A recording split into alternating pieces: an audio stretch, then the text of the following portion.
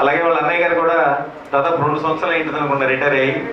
మీలో ఎవరైనా ఆయన రిటైర్ అయ్యాడని ఎవరైనా చెప్తే మనిషి అలా కనిపిస్తున్నాడు. రాఘవరావు గారు కూడా అంతే సంతోషంగా రిటైర్ అయిన తర్వాత మా రామస్వామి గారు ఎంత సంతోషంగా ఉన్నారో రాఘవరావు గారు కూడా అంతే సంతోషంగా అదే నవ్వుతూ అదే ఎదుటివాడికి స్ఫూర్తినిచ్చేటువంటి నవ్వు. ఇందాక ఎవరో మాట్లాడుతున్న వాళ్ళ ఫ్రెండ్స్ కూడా మాట్లాడినప్పుడు సాంబశివరావు గారును మాట్లాడేటప్పుడు కూడా చెప్పారు, ఇది రామస్వామి గారికి రాఘవరావు గారికి వాళ్ళ తండ్రి ద్వారా తల్లి ద్వారా వచ్చింది అనేటువంటిది. కాబట్టి నిజంగా తల్లిదండ్రులు పెంచేటువంటి దీనిలో వాళ్ళకి వచ్చేటువంటి ఏజ్ పెరిగే కొంది అవన్నీ కూడా రామస్వామి గారిని అజాతశత్రుని వైశ్య బ్యాంకులో ఉన్నప్పుడు కూడా ప్రతి వాళ్ళు కూడా ఏ రోజు నేను ఆ రిటైర్మెంట్ ముందు ఒక వారం రోజుల ముందు చీరాల బ్రాంచ్కి వెళ్ళాను. అది ఆదివారం ఇంకో వారం రోజుల్లో రిటైర్ అవుతాడు. 35 సంవత్సరాలు 36. ఆయన కూడా ఐ థింక్ మీరు 37 సంవత్సరాలు 36 ఇయర్స్ వాళ్ళ అన్నయ్య గారు కూడా రిటైర్ చేసి ఈవెన్ ఆదివారం రోజు కూడా ఆఫీస్కి వెళ్ళి ఏమి అంత అవసరం ఉందా మీకు అని చెప్పేవాడిని. కాబట్టి ముఖ్యంగా రాఘవరావు గారి దగ్గరతో జ్ఞాపకాలు గుర్తు చేసుకోవాలంటే 2-3 రోజుల క్రితం కూడా నాకు ఫోన్, ఏ రోజు కూడా నాకు దాదాపు ఒక 50-60 సార్లు 100 సార్లు ఫోన్ చేసింటారు. 100 సార్లు ఫోన్ చేసిన రోజు ప్రతిసారి కూడా కస్టమర్ గురించి, కస్టమర్కి ఇది కావాలి సార్, ఫలానా అకౌంట్ డిలే అయింది, దీనిలో కొంత కన్సెషన్ కావాలి, లేదా దీనిలో అకౌంట్ ఓపెన్ కావట్లేదు, ఇబ్బందిగా ఉంది, ఇదే తప్ప నాకు ఒకే ఒక్కసారి కూడా నాకు ట్రాన్స్ఫర్ అని కానీ, నాకు లీవ్ కావాలని కానీ, లేదంటే నాకు ఏదైనా పర్సనల్ కావాలని కానీ ఏ రోజు కూడా ఆయన అడగలేదు. నాకు దాదాపు ఒక 100 సార్లు పైన ఫోన్ చేసింటారు. లేదా హైదరాబాద్లో పనిచేసినప్పుడు కానీ, ఇప్పుడు నేను విజయవాడలో పనిచేస్తున్నాను. ఏ రోజు కూడా కస్టమర్ ఓరియంటేషన్తో చేసినటువంటి వ్యక్తే కానీ మాకు నిజంగా, ఎందుకంటే చాలామంది మన వీరారెడ్డి గారు చెప్పినట్టు 80లో బ్యాంకు ఎలా ఉండేది, అన్ని మాన్యువల్ పుస్తకాలు రాసుకోవడం, టాలీ చేసుకోవడం, శుక్రవారం వస్తే ఆ రోజు కరెంట్ అకౌంట్లో అవి టాలీ చేసుకుని ఆ రోజు పైకి హెడ్ ఆఫీస్కి డేటా ఇస్తే కానీ బయటికి వెళ్ళేవాళ్ళం కాదు. ఆ రోజు నుంచి తర్వాత మీకు 2002లో ఐఎన్జి వైశ్య బ్యాంక్, ఐఎన్జి వాళ్ళు ఇంటర్నేషనల్ నెదర్లాండ్ గ్రూప్ అని వాళ్ళు ఆమ్స్టర్డామ్ ఉన్న వాళ్ళ హెడ్ ఆఫీస్ నెదర్లాండ్స్ వచ్చి వాళ్ళు స్టేక్ తీసుకొని దీన్ని రీప్లేస్ చేసి ఐఎన్జి వైశ్య బ్యాంక్ లిమిటెడ్ రావడం. దాని తర్వాత చాలా మార్పులు. దాని తర్వాత మళ్ళీ ఇప్పుడు 2014 ఏప్రిల్ 2015 ఏప్రిల్ నుంచి యాక్చువల్గా కోటక్ మహీంద్రా వాళ్ళు కొనేయడం, టోటల్గా 15,000 కోట్లకి వాళ్ళు ఈ బ్యాంకును కొనడం. కొన్న తర్వాత వచ్చేటువంటి మార్పులు చాలామంది కస్టమర్స్కి అవన్నీ కూడా ఫేస్ చేసి ఉంటారు. పిచ్చి గారు చెప్పినట్టుగా మొట్టమొదట మీకు ఏదైనా లోన్ మేము ఇవ్వలేకపోతున్నాం, ఇదిగో మీలో ఎవరన్నా విలేజ్లో ఎవరన్నా వచ్చి తీసుకోండి అంటే ఆ రోజు నుంచి ఈ రోజు టోటల్ కమర్షియలైజ్డ్ అయిపోయింది బ్యాంకింగ్ ఇండస్ట్రీ మొత్తం కూడా. నిర్వహణ చేస్తున్న మిత్రులు కొత్త మాస్ వెంకటప్పయ్య గారికి, హర్నాథ్ గారికి, అట్లాగే ముఖ్య అతిథులుగా విచ్చేసిన డాక్టర్ జగన్నాథ్ రెడ్డి గారికి, మరొక ముఖ్య అతిథిగా విచ్చేసిన మిత్రులు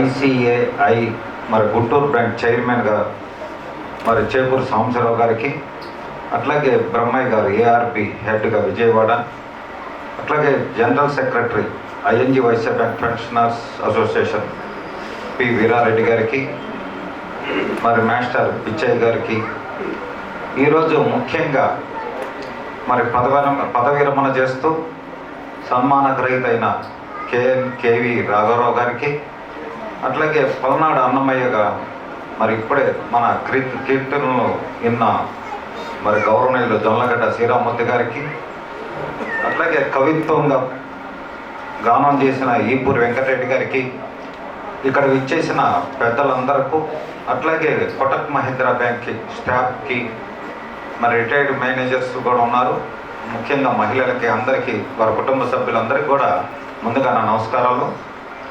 మరి ఇప్పుడు కాకుమా నీలకంఠేశ్వర వీరరాఘవరావు గారి గురించి పెద్దలందరూ కూడా చెప్పారు. వారు చెప్పినవన్నీ కూడా అక్షర నిజాలు. ఎందుకంటే వారితో నాకు పరిచయం తక్కువైనా సుమారు 5 సంవత్సరాల నుంచి మరి వారిని అప్పుడప్పుడు మరి కలవటం జరుగుతుంది. ఎందుకంటే మా టెంపుల్ కార్యక్రమాలకు రావటం కానివ్వండి, అట్లాగే మరి కస్టమర్గా మా షాప్కి వచ్చినప్పుడు వారితో మాట్లాడే విధానం కానీ, అట్లాగే మొన్ననే నేను టౌన్ హాల్లో జరిగిన ఈ కార్యక్రమంలో మన సుధాకర్ మిత్రులు చేసిన ఒక కార్యక్రమంలో వారు అన్నమయ్య కీర్తన పాడారు. చాలా చక్కగా ఆ రోజు కూడా అందరూ కూడా చాలా మెచ్చుకోవటం. అంతకే ఇందాక కూడా మనం అందరం కూడా విన్నాం వారు చేసిన అన్నమయ్య కీర్తన. ఎందుకంటే వారి సంగీతం సాహిత్యం మీద కూడా పట్టు ఉందని మనకు తెలుస్తుంది. మరియు అట్లాగే ముఖ్యంగా వారు చెప్పినట్టు వారి 36 సంవత్సరాల ఉద్యోగంలో ప్రతి ఒక్కరితో మరి అట్లాగే పై ఆఫీసుల్లో కానివ్వండి, మరి కొలీగ్స్తో కానీ, కస్టమర్లలో కానీ వారి మంచి పేరు కానీ వారితో కలిసిపోయే గుణం ఉన్నదని మనందరూ చెప్పడం కూడా జరిగింది. అట్లాగే వారు ఈ రోజున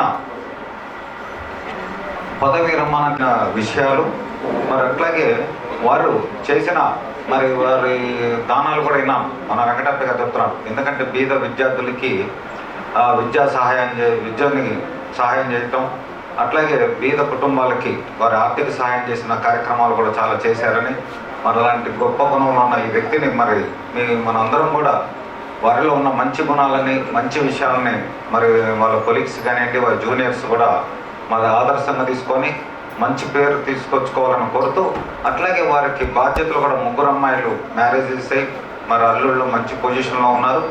మరి వారు ఈ రిటైర్ అయిన తర్వాత వారి శేష జీవితం అంటే ఇంకా ఇట్లాంటి ఇందాక చెప్పినట్టు మన మిత్రులు సాంబశివరావు గారు సమాజ సేవకు కానివ్వండి, ఇట్లాంటి ఆధ్యాత్మిక కార్యక్రమాల్లో కానీ పాల్గొంటూ మరి వారు ఆయురారోగ్యాలు వాటికి ఇవ్వడానికి ఆయురారోగ్యాల భగవంతుడు వారికి ఇవ్వాలని కోరుతూ మరి ఈ అవకాశం ఇచ్చిన మీ అందరికీ కూడా ధన్యవాదాలు చెప్తాం. థ్యాంక్ యూ అండి. ముఖ్య అతిథులుగా వచ్చినటువంటి మహత్తరమైన కుటుంబం నుంచి నస్రాబాద్ చైర్మన్ పర్సన్గా వచ్చినటువంటి మా ధన్యవాదాలు. అట్లానే ప్రాణదాత మన జగన్నాథ్ రెడ్డి గారు ఎంతమందికో ప్రాణదాత చేశాడు. మా పిల్లలకి మాకు కూడా వైద్యం చేసినటువంటి తాతగారిని కలుసుకోవడం చాలా ఆనందంగా ఉంది. వారికి మా ధన్యవాదాలు. మనందరం ఇలా కలుసుకోవడానికి కారకులైనటువంటి మా నీలకంఠేశ్వరరావు గారికి, ఫ్యామిలీ అందరికీ కూడా మా ధన్యవాదాలు. ఈ సమావేశానికి విచ్చేసినటువంటి బంధుమిత్రులకు, శ్రేయోభిలాషులకు అందరికీ నా ధన్యవాదాలు. మాట్లాడటం ఎప్పుడు తక్కువగా ఉంటుంది. నీలకంఠేశ్వరరావు గారు 36 సంవత్సరాలు ఉద్యోగం చేశారంటే ఆయన వెనుక వారి భార్య చేసినటువంటి కృషి ఎంత ఉందో మనం ఒకసారి గ్రహించాలి. ఆయన్ని ఆ కుటుంబ పనులు చేసుకుంటూ ఆయన్ని డ్యూటీకి సరైన టైంలో పంపిస్తూ ఈ 36 సంవత్సరాలు నిర్విరామంగా కృషి చేసిందంటే మన అందరం కూడా కరతాళతలతో అభినందించాల్సిన పరిస్థితి.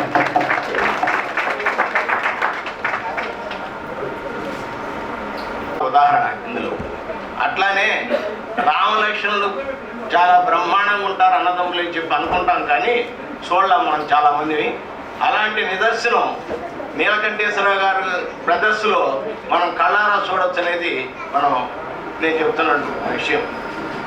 పోతే నీలకంఠేశ్వరరావు గారి తండ్రి గారు పిల్లల్ని చాలా వినయ విధేయతలతో పెంచారు, చాలా క్రమశిక్షణతో పెంచారు కాబట్టి వాళ్ళు ఈ స్థాయికి వచ్చారు. నీలకంఠేశ్వరరావు గారి నాన్నగారు వాళ్ళకి చెప్పే మాటల్లో ఒక మాట నాకు ఇప్పటికీ గుర్తుంది, నాకు కూడా అది ఉపయోగించుకుంటున్నాను అన్నమాట. ఒకరోజు వాళ్ళ నాన్నగారు కాలేజీకి పోతుంటే డబ్బులు ఇచ్చారు వాళ్ళ అబ్బాయి. ఆయన ఎమ్మటే మనిషి జేబులో పెట్టుకున్నాడు. లక్ష్మీనారాయణ గారు ఎమ్మటే వాళ్ళ నాన్నగారు పిలిచి ఒక దెబ్బ కొట్టాడు. ఇదేందా డబ్బులు ఇచ్చాడు ఆయన జేబులో పెట్టుకున్నాడు, కొట్టనాడు ఏంది అనుకున్నాను నేను. ఆయన ఏమన్నాడు, తండ్రి కొడుకు డబ్బులు ఇచ్చినా కొడుకు.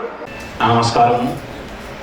ఈరోజు ముఖ్య అతిథిగా విచ్చేసిన గుప్తా గారికి, రెడ్డి గారికి, ఉదయ మాస్టర్ గారికి, మా ఫ్రెండ్స్, నా డీరెస్ట్ ఫ్రెండ్స్ వీరారెడ్డి గారికి, బ్రహ్మయ్య గారికి, అలాగే ఈ కార్యక్రమానికి ఇచ్చేసిన మా స్నేహితులకి, పెద్దలకి, మా బంధుమిత్రులకి, అలాగే కొటక మహేంద్ర స్టాఫ్ మెంబర్స్ అందరికీ నా నమస్కారం. నేను ఇక్కడ ఏప్రిల్ 2000 నుంచి ఏప్రిల్ 2002 వరకు ఇక్కడ అప్పుడు ఐఎన్జి వైశ్య బ్యాంక్ ఉందండి, ఇక్కడ మేనేజర్గా చేశాను. ఆల్మోస్ట్ మెంట్ కావటం వేరు, అలాగే ఎక్కువ సంవత్సరాలు మేనేజర్గా ఏ బ్యాడ్ నేమ్ లేకుండా రిటైర్ కావటం వేరు. అలాగే నా తమ్ముడు రాఘవరావు కూడా ఏ బ్యాడ్ నేమ్ లేకుండా రిటైర్ అవుతున్నందుకు నాకు చాలా సంతోషంగా ఉంది. అలాగే ఇంకా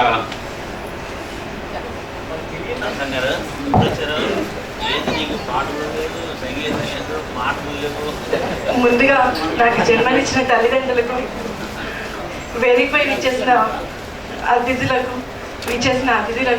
అందరికీ నా నమస్కారం. జన్మనిచ్చిన తల్లిదండ్రుల గురించి చెప్పాలంటే ఎంత చెప్పినా తక్కువే. అలాంటిది మా నాన్నగారి గురించి క్లుప్తంగా చెప్పాలంటే వర్క్ ఈజ్ వర్షిప్ అనే ప్రిన్సిపల్ని పాటించేవారు ఆయన. మాకు ఊహ తెలిసినప్పటి నుంచి ఎప్పుడు ఫస్ట్ బ్యాంక్ నెక్స్ట్ హోమ్ అని అంటుంటారు. ఆయనకు బ్యాంక్ అంటే అంత ప్రాణం. మీ అందరికీ ఆల్రెడీ తెలిసిన విషయం ఏమిటంటే ఆయన సంగీత సాహిత్యాల్లో దిట్ట. అన్నమాచార్య కీర్తనలు అంటే ఆయనకి ప్రాణం.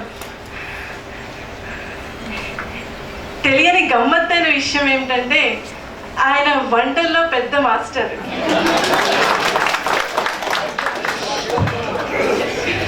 ఇక పొద్దున్నే లేచి టీ పెట్టారంటే ఇక అందరం మేల్కొని టీ తాగాల్సిందే.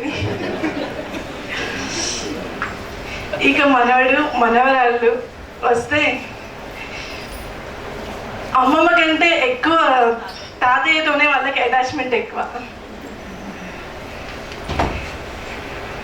తాతయ్య ఉంటే చాలు వాళ్ళకి తిండి తిప్పలు. అమ్మమ్మ ఎవరు అవసరం లేదు. యాక్చువల్గా మగవాడు అంటే ఇంట్లో పులి గాంభీర్యానికి ప్రతీక అంటుంటారు.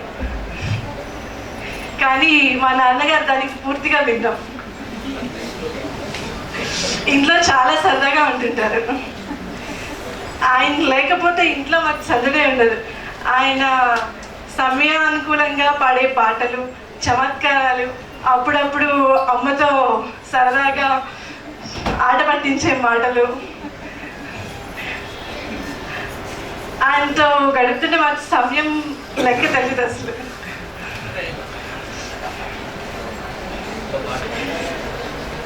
ఇక మా అమ్మా నాన్నల గురించి ఎంతో గర్వంగా చెప్పదగిన విషయం ఏమిటంటే వాళ్ళు వాళ్ళ తల్లిదండ్రుల్ని కన్న బిడ్డలుగా చూసుకున్న పద్ధతి. నిజంగా మేము ఆ బాధ్యత నిర్వర్తిస్తామో లేదో మాకు ఎప్పుడు భయంగా ఉంటుంది.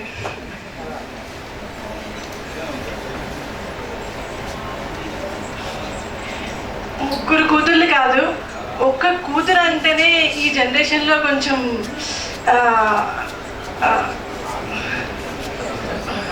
కష్టంగా ఉంటుంది. అలాంటిది మాకు చిన్నప్పటి నుంచి మాత్రం ఏది తక్కువ లేకుండా ఫస్ట్ నుంచి కాన్వెంట్ చదువులు,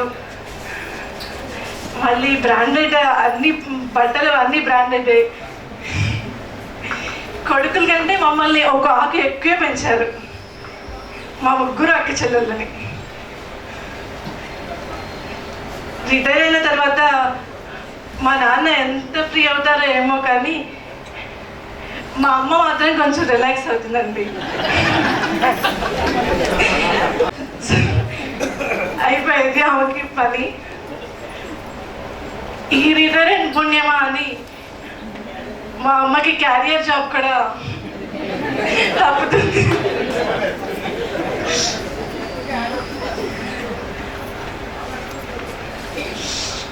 థ్యాంక్స్ టు యూ డాడీ. కాదు thanks to his age. Thanks to ING Vysya bank and Kotak Mahindra. ఈ రిటైర్మెంట్ అయిపోయాక మా నాన్నగారు మా అక్క దగ్గరికి వెళ్తున్నారు ఒక 6 నెలలు. నేను చాలా చదువుతున్నాను.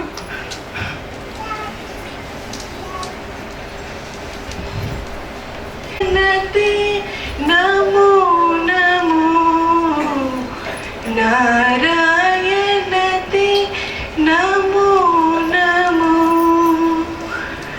నారాయణతే నమో నమో నారాయణ